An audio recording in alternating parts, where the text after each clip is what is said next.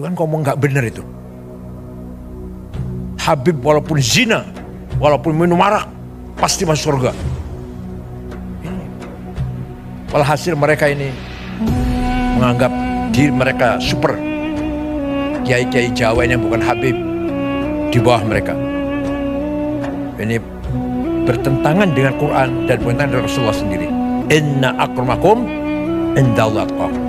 Yang mulia di mata Allah adalah yang paling bertakwa. Dunia tengah berubah. Berbagai tren neokolonialisasi bergerak dan berkembang secara masif dengan berbagai pola gerakannya. Virus ideologi radikal, intoleransi, ekstremisme dan terorisme telah berkembang menjadi senjata efektif untuk menghancurkan kedaulatan sebuah negara. Kalau di dunia Islam dimulai dari Arab Spring, Ar-Rabi' al-Arabi, dimulai dari Tunis, kemudian Mesir, Libya, sekarang masih Suriah, dan seterusnya. Insya Allah kalau kita selama kita masih perkuat ukhuwah di antara kita, insya Allah Arab Spring gak akan berpengaruh untuk kita semuanya. Kalau toh ada pengaruhnya sedikit. Dengan cara membelokkan narasi sejarah dan kebudayaan serta melakukan berbagai adu domba, kelompok intoleran dan radikal terorisme terus berusaha merebut masa depan suatu bangsa dengan menggunakan diksi-diksi agama yang terdistorsi dan dipolitisasi serta dengan mengorbankan sentimen atas nama agama. Ideologi radikal, intoleransi, ekstremisme dan terorisme bergerak merekrut dan menghegemoni para pengikutnya baik secara terbuka maupun secara tertutup. Sejak dulu ada, zaman Nabi pun ada, maka turunlah Al-Quran, ayat Al-Quran, wal murjifuna fil madinati la nugriyannaka bihim thumma la yujawirunaka fiha illa qalila. Muhammad, wal murjifuna fil madinah, orang-orang atau kelompok yang bikin gaduh di Madinah, usir Muhammad. Jangan berkesempatan hidup bersamamu di Madinah. Sekarang kita sedang menyaksikan radikal yang berada terjadi di Bangladesh. Sampai jelas di mata dunia, di depan mata dunia, konflik antara Islam dan Hindu di sana. Presidennya Nyai Hasinah lari terbirit-birit ke India. Sudah terlalu lama juga sih jadi presiden, bosan sudah. Juga kekerasan di Inggris yang selama ini harmonis. Beberapa umat Islam menduduki jabatan penting. Pernah menjadi wali kota di London. Pernah ada dubes Inggris di Indonesia Muslim. Namanya siapa? Abdul Azim namanya. Ya. Udah 5 tahun yang lalu ya. Sekarang sedang bergejolak. Kekerasan terjadi di Inggris, terutama di London, antara umat Islam dan Muslim. Jelas pasti ada yang mengadu domba. Fenomena pembubaran Jamaah Islamiyah dan keberadaan teroris attack merupakan pertanda lahirnya babak baru penyebar luasan ideologi radikal, intoleransi, ekstremisme dan terorisme yang bergerak masif secara terselubung dan undercover. Menurunnya indeks potensi radikalisme bukan pertanda perang terhadap gerakan dan paham radikal terorisme berakhir. Kelompok intoleran dan radikal terorisme kini tengah menyusup, bergerak senyap dan mengkonsolidasikan kekuatannya dengan strategi infiltrasi dan akuisisi di semua sektor kehidupan sosial, ekonomi, politik, kebudayaan, kesehatan, pendidikan, pertahanan dan keamanan. Mereka tengah berusaha merebut dan mengambil alih kepemimpinan di semua sektor dan menguasai seluruh sumber daya yang ada di negeri kita ini. Kebanyakan mereka menyusup di perguruan tinggi umum, bukan agama, bukan. ITB, IPB, ITS, Undip, yang nanti alumninya akan menduduki kedudukan penting di Telkom, PLN, Pertamina. Mereka mengkaji buku namanya Ma'alim fit Thoriq yang ditulis oleh Said Qutb, yang isinya semua yang datang dari luar Islam masuk golongan atau kategori jahiliyah. Kalau jahiliyah harus kita perangi, termasuk nasionalisme ada jahiliyah, Pancasila jahiliyah, Undang-Undang Dasar 45 jahiliyah, DPR tauhid, pemerintah ini kafir, harus kita perangi. Itu doktrin kelompok tarbiyah yang ada di mana-mana. Bahkan di pengajian-pengajian keluarga, ibu-ibu, istri-istri, polisi, tentara di perumahan-perumahan. Bahkan mereka khutbah di kantor-kantor pemerintah malah isinya mengkafir-kafirkan pemerintah. Padahal khutbahnya di BUMN benar.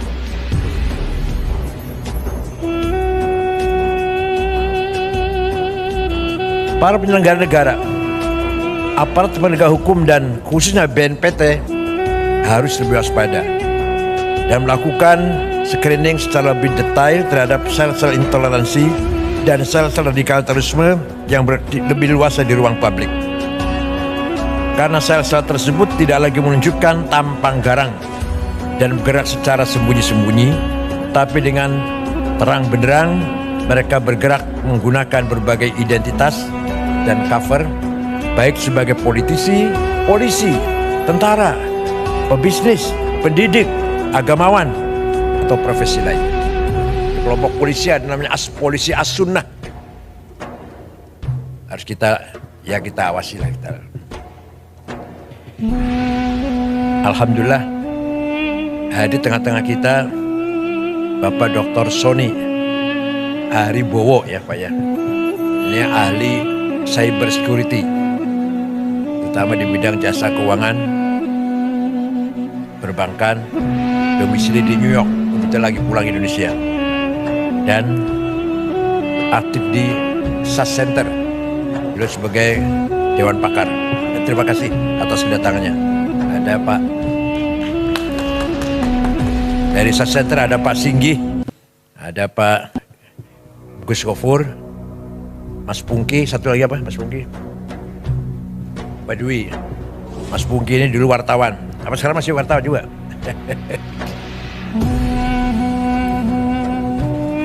Tsunami digital dan lompatan teknologi yang masif menjadikan dunia semakin tanpa batas. Kecepatan informasi yang tidak mudah dibendung menjadi peluang bagi kelompok intoleran dan kelompok radikal terorisme untuk menyebarluaskan paham dan nilai-nilainya secara terbuka dan pengaruhi alam bawah sadar generasi digital. Sosial media dan berbagai platform lainnya dapat menjadi alat propaganda efektif bagi kelompok radikal untuk menciptakan kondisi chaos dan disharmoni di tengah-tengah masyarakat. Sangat banyak.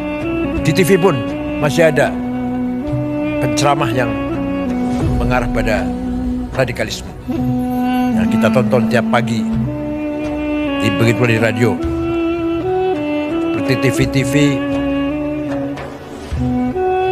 Ar-Roja, Arisalah, Al-Wisol, masih banyak lagi, antara lain saja itu. Pesantren, Az-Zaitun, As-Sunnah, Iskariman, Bukhari Muslim, Yayasan Ali bin Abi Thalib, dan lain-lain. Ulil Albab di Lampung. Maraknya cyber attack, serangan siber, dan digital terorisme yang dibarengi dengan pressure terhadap imunitas ideologi warga bangsa Indonesia di tengah serbuan ideologi transnasional, bila dibiarkan dan tidak diantisipasi, berpotensi mampu meretakkan kedaulatan nasional bangsa Indonesia dan mengacaukan kesatuan dan persatuan Indonesia. Kedaulatan digital harus diprioritaskan selain keberadaan kedaulatan teritorial yang juga harus dijaga.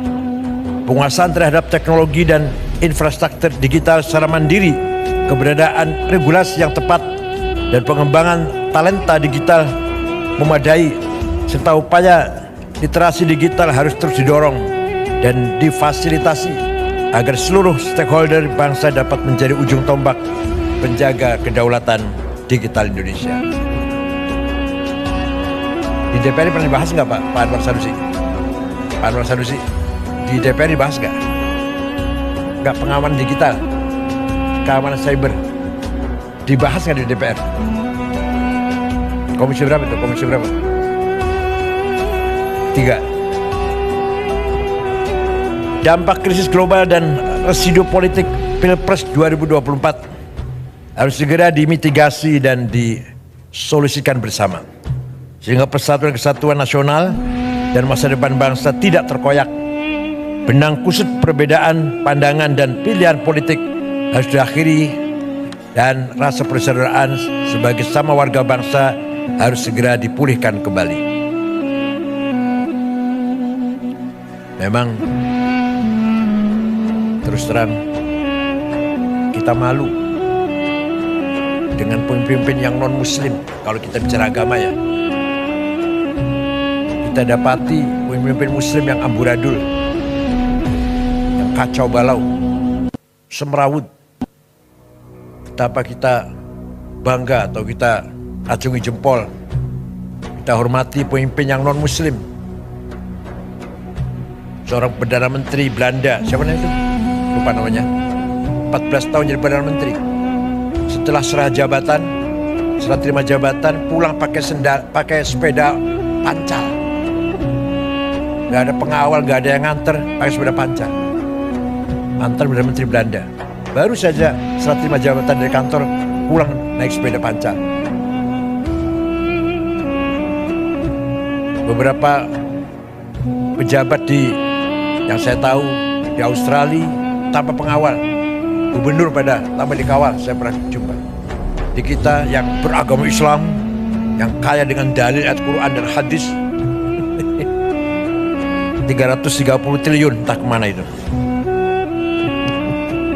Tuh, saya jumpa dengan seorang jaksa, kalau saya sebut namanya, kalau dibuka sebenarnya 1000 triliun, bukan 330. Sebenarnya 1000 triliun kerugian negara di tambang timah itu. Lalu beragama Islam ada Ahlussunnah Jamaah lagi.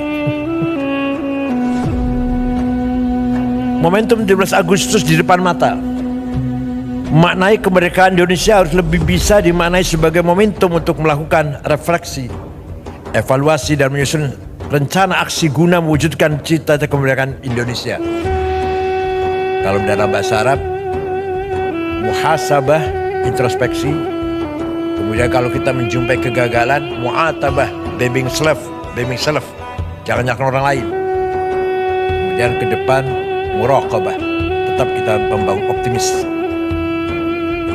17 Agustus adalah momentum mensyukuri nikmat kemerdekaan dengan mengisinya, meningkatkan pelayanan dan pemihakan terhadap nasib dan masa depan rakyat Indonesia. Bukan sekedar perayaan pesta pora yang menghabiskan 87 miliar.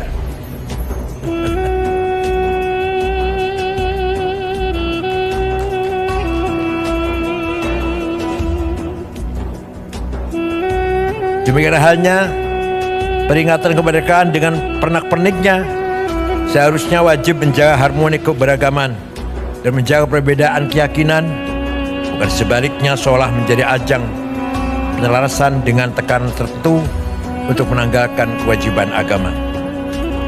Di sini dibutuhkan kelompok yang betul-betul mengawal moral bangsa,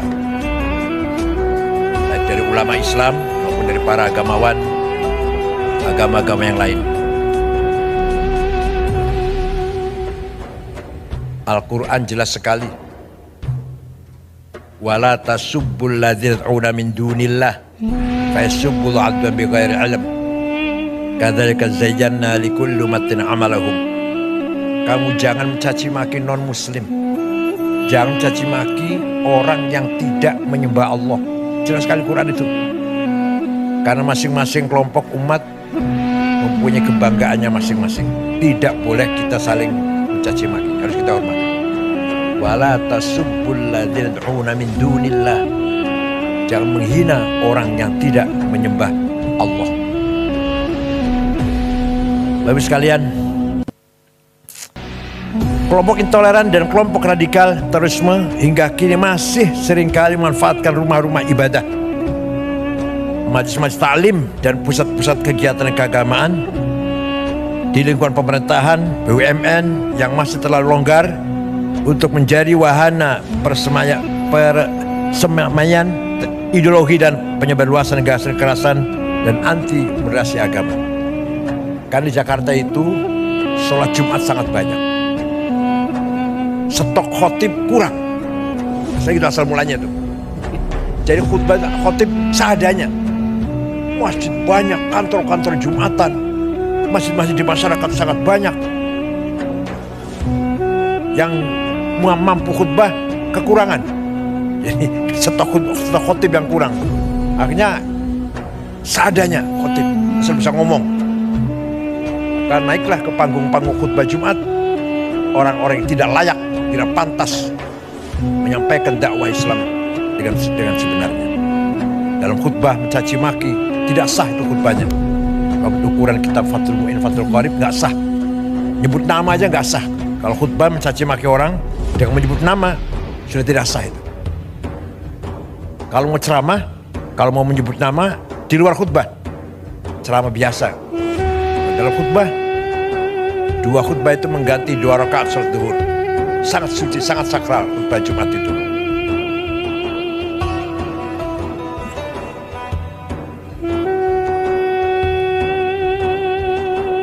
Rumah-rumah ibadah, majelis taklim dan pusat kegiatan keagamaan yang telah berhasil dikuasai oleh kelompok intoleran seringkali berubah fungsi dari yang seharusnya menjadi pusat ketaatan dan pusat peradaban yang menyebarluaskan kasih sayang, kemanusiaan dan menggerakkan kemajuan, berubah menjadi pusat penyebarluasan kebencian, kekerasan, konflik dan perpecahan. Kalau di Indonesia emang yang banyak berbuat begini yang orang Islam. Kalau di negara yang mayoritasnya Katolik, orang Katolik. Kalau Indonesia kan mayoritas orang Islam, copetnya orang Islam, yang korupsi orang Islam. Kalau di Filipina ya orang Katolik. Kalau di India ya orang Hindu. Kalau di Cina misalkan ya Buddha. Kalau di Banyuwangi copetnya orang mana? Ada di Bali copetnya orang mana? Orang Banyuwangi sih, Islam juga. Kalau di Amerika Protestan banyak, copetnya Protestan. Kalau di Indonesia mayoritas Islam, maka bajingannya juga orang Islam. Rasulullah SAW juga jauh-jauh hari telah mengingatkan kita semuanya agar jangan sampai rumah-rumah ibadah beralih fungsi menjadi fungsi yang sia-sia atau bahkan berfungsi destruktif bagi masyarakat, bangsa dan negara. Ya'ti 'alan nas zamanun yahlifuna fi masajidihim wa laysa humumuhum illa dunya. Nanti dia akan datang, akan kita lihat ada sekelompok umat Islam rajin ke masjid, tapi sebenarnya tujuan mereka bukan agama, urusan dunia, politik, harta atau lain-lain, bukan untuk ibadah.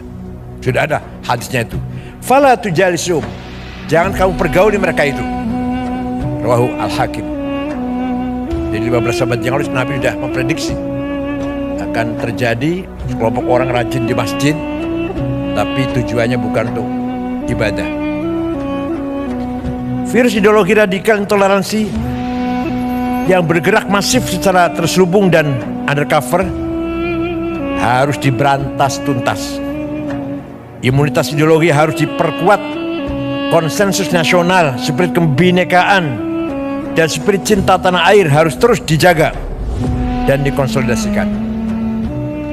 Di Mesir, Ikhwan Muslimun radikal mencoba kudeta terhadap Presiden Jamal Nasir tahun 65. Gagal, pemimpinnya digantung, Said Qutb, Ashmawi, Zaki Muhandis, Umar Tilimsani, Hussein Hudaybi digantung di Medan Tahrir, Tahrir Square. Ikhwan dilarang, tapi muncul lebih radikal lagi, Jamaah Takfir wal Hijrah tahun 69, dibentuk oleh seorang bernama Syukri Ahmad Mustafa yang mengkafirkan seluruh orang, semua orang kafir, termasuk Grand Sheikh Al-Azhar. Itu yang membunuh Presiden Muhammad Anwar Sadat tahun 81, membunuh Menteri Wakaf Haji dan Wakaf Husain Al-Zahabi, membunuh wartawan senior Yusuf Sibah. Kemudian Husni Mubarak memberangus mereka. Ternyata tidak habis, nggak bisa habis. Kemudian mereka sembunyi di gurun-gurun Sinai, antara lain namanya Ayman Al-Zawahiri. Kemudian pergi ke Afghanistan, jumpa dengan Usama bin Laden dari Saudi, bergabung menjadi satu, mendirikan Al-Qaeda. Dari Mesir namanya Ayman Al-Zawahiri.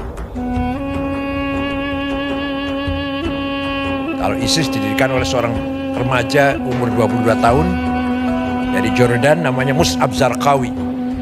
Yang jelas 1000% made in Tel Aviv. Kalau ISIS, kalau Al-Qaeda enggak, bukan made in Tel Aviv, Al-Qaeda made in Afghanistan. Kalau ISIS, Mus'ab Zarqawi memang domisili di Tel Aviv, anak Jordan. Kemudian terbunuh, diganti diteruskan oleh Abu Bakar Al-Baghdadi, yang nama aslinya Awad bin Ibrahim Al-Badri. Dia terbunuh juga sudah. Rasulullah juga bersabda pula, "Sakhruju min did hadzal rajul qaumun yatluna al-Qur'an wa yujawizu halaqi ma hum syarh khalqa wal khaliqah." Akan muncul dari umatku orang yang membaca Quran tapi tidak melewati tenggorokannya, artinya tidak paham. Letterlek, hitam putih. Mereka adalah syarrul khalqi, sejelek-jelek manusia, wal khaliqah, bahkan lebih jelek daripada binatang. Lastu minhum wa laysu minna. Saya tidak termasuk mereka, tidak termasuk golonganku. Rawahu Muslim. Pada momentum izinkan LPOI dan LPOK mengajak semua pihak dan mengundang semua tim pemerintahan yang baru untuk bersama-sama menyusun roadmap pembangunan Indonesia yang melibatkan seluruh stakeholder bangsa dan membangun konsensus nasional untuk masa depan Indonesia yang lebih baik, agar ke depan belubuk pembangunan bukan hanya menjadi domain penyelenggara negara, tapi menjadi domain semua pihak untuk kemajuan bersama. LPOI, LPOK siap menjadi konsidator diplomasi dunia Islam di kancah internasional, sekaligus menjadi orkestrator harmoni pembangunan nasional untuk kebaikan bersama. Akhirnya soliditas dan sinergitas seluruh stakeholder bangsa, state, private sector, pers, akademi, dan civil society untuk memajukan kehidupan kebangsaan Indonesia harus terus disegerakan agar melahirkan irama indah dan gerakan yang harmonis bagi masa depan Indonesia yang lebih baik. Itulah yang dinamakan Madinah. Nabi Muhammad tidak pernah mendeklarkan negara agama, negara Islam, nggak pernah. Tidak pernah mendeklarkan negara Arab, negara Madinah, yang di dalamnya Muslim dan non-Muslim, Arab dan non-Arab, yang Islam pendatang dan pribumi, diberlakukan sama hak dan kewajibannya. Maka negara yang dibangun Nabi Muhammad adalah Madinah, bukan negara Islam, bukan negara Arab seperti Indonesia. Indonesia bukan negara agama dan bukan negara suku. Indonesia yang terdapat 6 agama itu yang resmi, yang tercatat Pak Catur. Yang tercatat masih banyak lagi agama kita ini. Indonesia bukan negara agama dan bukan negara suku. Indonesia yang terdapat 6 agama itu yang resmi, yang tercatat Pak Catur. Yang tercatat masih banyak lagi agama kita ini. Darmo Gandul, Gotoloco, Sambelun, Subud, Parpalin, Kaharingan, Kapitayan, Karuhunan, Sunda Wiwitan, Pedayakan. Masih banyak lagi agama, ada 200 barangkali tradisi ini. Nyun Sewu, Jogja kata gitu. Di Jogja banyak, di Jawa Tengah. Yang formal, yang resmi aja 6 agama: Islam, Katolik, Kristen, Hindu, Buddha, Konghucu. Bukan negara agama Indonesia ini. Bukan negara suku, bukan negara Jawa, Sunda, Batak, Dayak, Madura, bukan.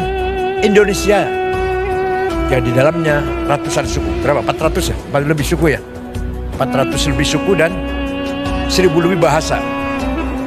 Harus kita jaga bersama. Kebinekaan harus kita jaga bersama. Nabi Muhammad ketika menerima tamu Kristen Najran dihormati, kemudian Nabi mengatakan, "Qul inna awliyakum la'ala hudan aw fi dhalalim mubin." Ayo kita duduk bersama, bincang-bincang, entah aku atau Anda yang benar. Coba, kamu mengatakan saya benar, kamu salah, goblok, enggak gitu, enggak. Orang yang mengaku keturunannya ini, mulutnya kotor banget, padahal ngakunya keturunannya Nabi Muhammad. Nabi dulu, mari kita duduk bersama, ayo kita bincang-bincang. Inna kami au iyakum atau Anda, atau inna au iyakum kami atau Anda la'ala hudan yang benar, au fi dhalalim bin atau yang tidak benar. Ayo kita ngomong-ngomong. Itulah sikap Nabi Muhammad ketika menerima tamu Nasrani Najran. Dan ketika Raja Ethiopia Najasyi meninggal dunia beragama Ortodok, Nabi Muhammad salat gaib, mengajak para sahabatnya salat gaib, menyalati kematian Raja Ethiopia yang Ortodok. Ketika ada jenazah lewat, Nabi berdiri. Sahabat mengasih tahu, itu jenazah Yahudi Rasulullah. Iya, saya tahu. Itu yang lewat nih jenazah Yahudi, saya tahu. Tapi mari kita hormati orang yang akan menghadap Tuhan. Itulah contoh-contoh yang sangat luar biasa dari akhlak yang mulia dari Rasulullah SAW. Berapa kita umatnya amburadul, carut marut, gak karu-karuan. Terutama di Indonesia ini yang jauh dari nilai-nilai akhlak Rasulullah SAW, bahkan yang mengaku keturunannya mulutnya kotor, caci maki sana sini. Saya mengatakan satu orang Habib yang bodoh lebih mulia daripada 70 kiai orang Jawa. Itu kan ngomong gak benar itu. Habib walaupun zina, walaupun minum arak, pasti masuk surga. Walhasil mereka ini menganggap diri mereka super. Kiai-kiai Jawa ini yang bukan Habib di bawah mereka. Ini bertentangan dengan Quran dan bertentangan dengan Rasulullah sendiri. Inna akramakum indallahi atqakum. Yang mulia di mata Allah adalah yang paling bertakwa. Tidak pandang turunan siapa. Saya kira itu. Mohon maaf kalau terlalu panjang. Mudah-mudahan pertemuan ini menambahkan khazanah perbendaraan peradaban kita. Selamat datang Pak Sony, dan insya Allah kedatangan Pak Sony akan bermanfaat untuk kemajuan LPUI dan LPOK. Terima kasih. Syukran wa dumtum fil khairi barakati wan najah. Ini beberapa orang belum datang Pak Sony. Ada dari Al-Rishad masih berobat, dokter Kiai siapa namanya? Abdullah Zaidi.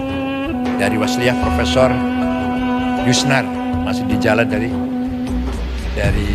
Bogor. Yang paling belum datang siapa lagi? Dari Syarikat Islam. Ustaz Halif ya, belum datang. belum kelihatan. Syukran wa dumtum fil khairi barakati wan najah.